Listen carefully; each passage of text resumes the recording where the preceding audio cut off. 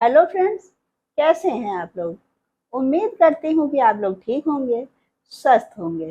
दोस्तों, मेरा आप लोगों से अनुरोध है कि अगर आप लोगों ने अभी तक मेरे चैनल को सब्सक्राइब नहीं किया है तो प्लीज़ चैनल को सब्सक्राइब करें, लाइक और कमेंट अवश्य करें।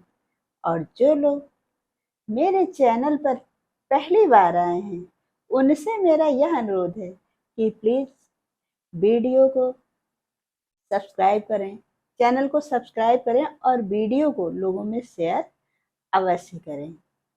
दोस्तों, आप लोगों का दिल से धन्यवाद मेरी वीडियो को पसंद करने के लिए। दोस्तों, हर बार की तरह इस बार भी हम आए हुए हैं अपने चैनल पर एक नई कहानी के साथ में। तो चलिए हम सुनाते हैं आप लोगों को कहानी। एक बार की बात है, किसी गांव में रामदास नाम का रामदास नाम का एक व्यक्ति रहता था। वैसे तो रामदास बातें बहुत अच्छी अच्छी करता था और बहुत बड़ी बड़ी करता था, पर देखा जाए तो था वह बहुत कंजूस। कंजूस कहना तो एक छोटी बात है, एक तरह से सच पूछो तो वह मक्खी चूस था। उसके घर से उसके घर पर जो भी आता उसको ना तो वह कभी खाने के लिए पूछता, खाना खिलाना तो बहुत दूर की बात, वह पानी तक नहीं पूछता था। जिसके कारण उसके नाम के चर्चे बहुत दूर दूर तक फैले हुए थे। एक बार की बात है, रामदास अपने घर के बाहर खड़े हुए थे। तभी उधर से एक साधु उसके दरवाजे पर आया और आ करके रामदास से कहने लगा कि मुझको भूख लगी है, खाना खिला दो। तब रामदास बोला कि नहीं, मैं खाना नहीं खिला सकता। फिर पता नहीं उसने क्या सोचा, तब उस साधु से कहने लगा कि बाबा, यह लो आधी रोटी, इसको खा लीजिए। आधी रोटी को देखकर साधु महाराज ने खाने से मना कर दिया और यह कहने लगे कि अब तो मैं भर पेट भोजन करूंगा। यह सुनकर रामदास कहने लगे कि मैं आपको भोजन नहीं करा सकता। और इतना कह करके रामदास अपने घर के अंदर चले गए।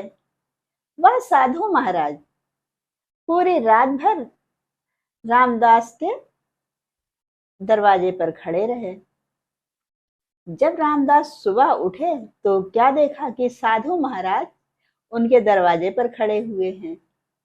यह देख करके उन्होंने सोचा कि अगर मैं इन साधु महाराज को भोजन नहीं करवाता हूँ तो कहीं ऐसा न हो यह भूख और प्यास के मारे यहीं पर मर जाएं और उसका पाप मुझे लगे, जिसके कारण मेरी सभी जगह बदनामी होगी।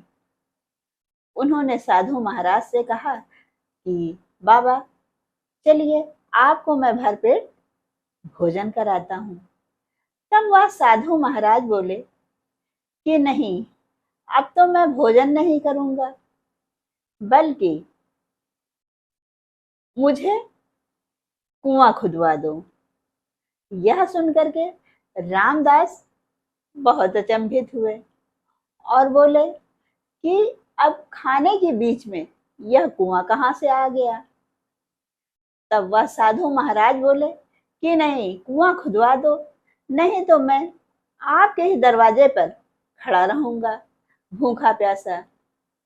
पर रामदास चुपचाप अपने घर के अंदर चले गए। वह साधु महाराज पूरी रात भर रामदास के दरवाजे पर खड़े रहे।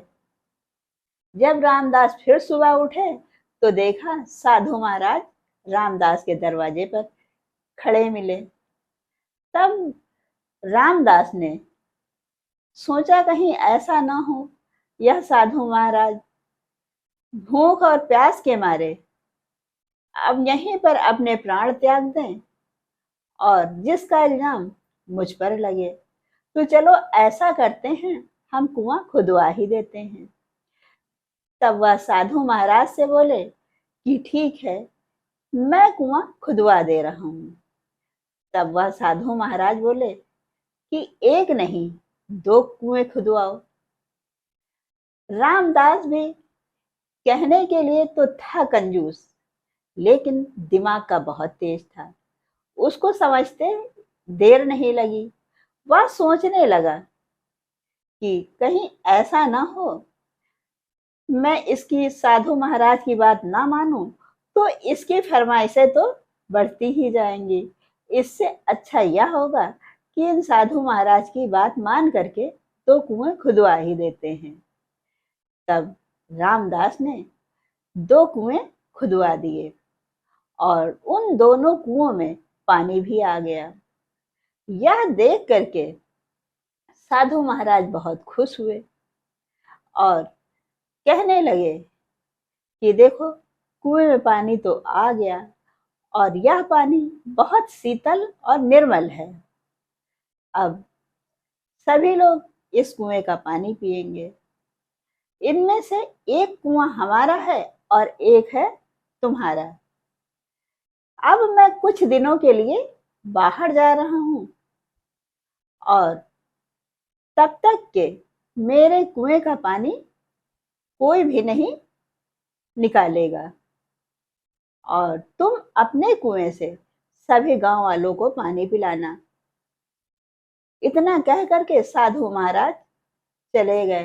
तब रामदास ने साधु महाराज के कुएं पर ढक्कन लगवा दिया ताकि उस कुएं से कोई पानी ना भर सके और रामदास के कुएं से सभी लोग पानी पीते। पानी पी करके गांव वाले बहुत खुश थे। वह मनचाहा पानी निकालते और अब साधु महाराज का गुणगान पूरे गांव में होने लगा।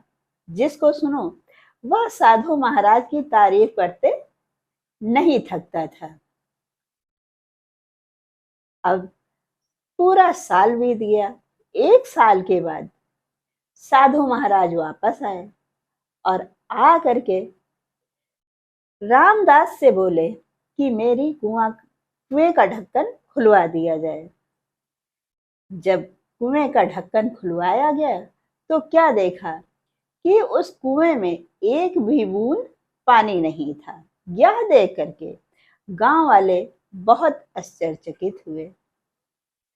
तब वह साधु महाराज कहने लगे कि तुमको यह मालूम होना चाहिए कि जिस तरह से कुएं में पानी रहता है, अगर उसका उपयोग ना किया जाए तो वह या तो सूख जाएगा या फिर सड़ जाएगा, वह पीने के लायक नहीं रहेगा।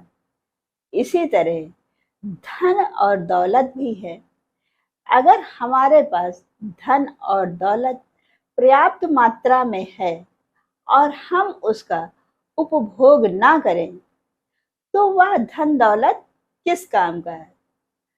हम जितना ज्यादा अपने धन और दौलत का उपयोग करेंगे वह उतना ही बढ़ेगा, पर अगर हम उसका इस्तेमाल नहीं करेंगे तो वह रखे रखे या तो सड़ जाएगा या फिर बेकार हो जाएगा।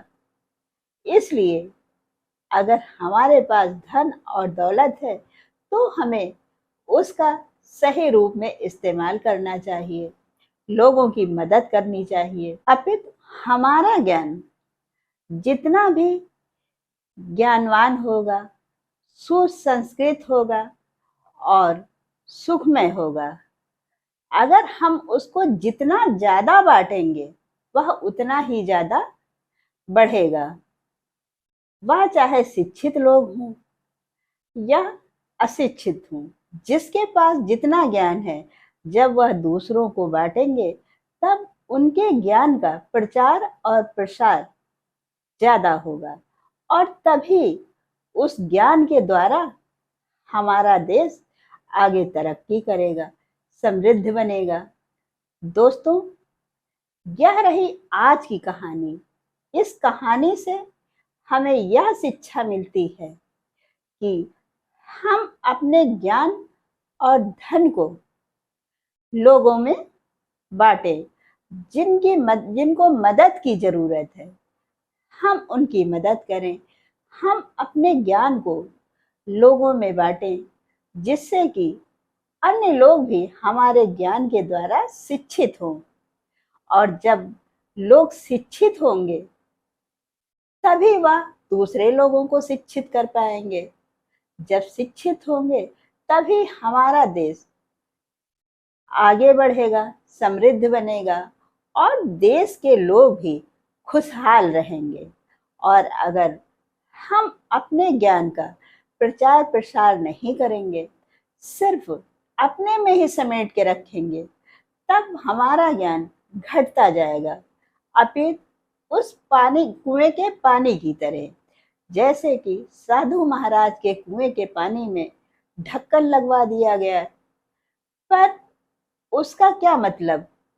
ना तो किसी ने उस पानी को निकाला, जिसके कारण वह पानी सूख गया, और ना भी सूखता तो वह पानी सड़ जाता और पीने के लायक न रहता। उसी तरह हमारा ज्ञान भी है। अगर हम किसी को नहीं बांटेंगे, तो हमारा ज्ञान धीरे धीरे कम हो जाएगा और किसी भी लायक नहीं रहेगा, जिससे हमारे ज्ञान की महत्ता भी नहीं पता चलेगी। दोस्तों, यह रही कहानी।